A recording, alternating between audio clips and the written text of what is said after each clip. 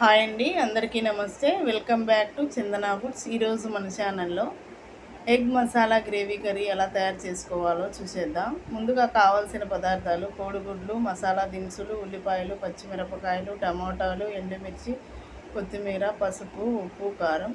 ముందుగా stove on చేసుకొని కడాయి పెట్టుకొని ఒక గరిటె నూనె వేసుకొని 1 టేబుల్ స్పూన్ పసుపు, 1 టేబుల్ స్పూన్ ఉప్పు వేసుకొని బాగా కలుపుకొని అందులోకి ముందుగా ఉడికించుకొని ఘాట్లు పెట్టుకున్న కోడిగుడ్లను వేసుకొని బాగా గోల్డెన్ బ్రౌన్ కలర్లోకి వచ్చేదాకా వేయించుకోవాలి. కోడిగుడ్లు బాగా వేగిన తరువాత ముందుగా చెప్పినట్లుగా ఎండుమిర్చి, పచ్చిమిర్చి ముక్కల్ని వేసుకొని బాగా వేయించుకోవాలి. వేగిన తరువాత సన్నగా కోసి పెట్టుకున్న ఉల్లిపాయ ముక్కల్ని కూడా వేసుకొని బాగా కలుపుకొని మగ్గించుకోవాలి. ఉల్లిపాయ ముక్కలు బాగా మగ్గిన తరువాత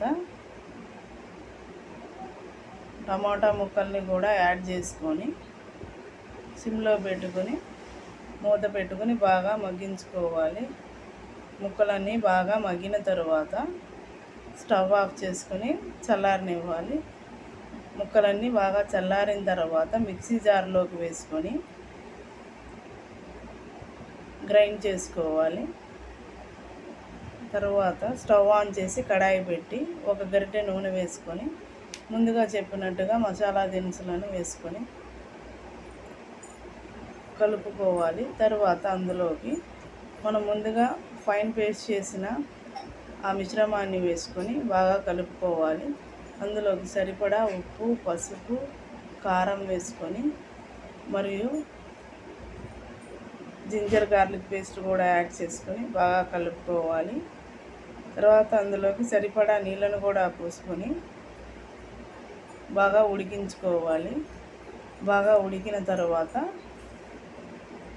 ఇందులోకి కూర బాగా దగ్గర పడిన తర్వాత ఇందులోకి ముందుగా వేపించుకున్న కోడిగుడ్లను కూడా వేసుకొని ఒక 5 నిమిషాలు ఉడకనిస్తే టేస్టీగా ఉండే ఎగ్ మసాలా గ్రేవీ కర్రీ అనేది రెడీ అయిపోతుంది.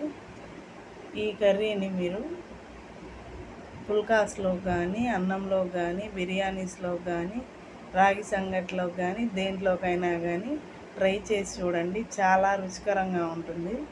నేను చెప్పిన ఈ విధంగా ఖచ్చితంగా ఒక్కసారి ఫాలో అయ్యి చూడండి. ఎప్పుడు ఇలానే చేసుకుంటారు.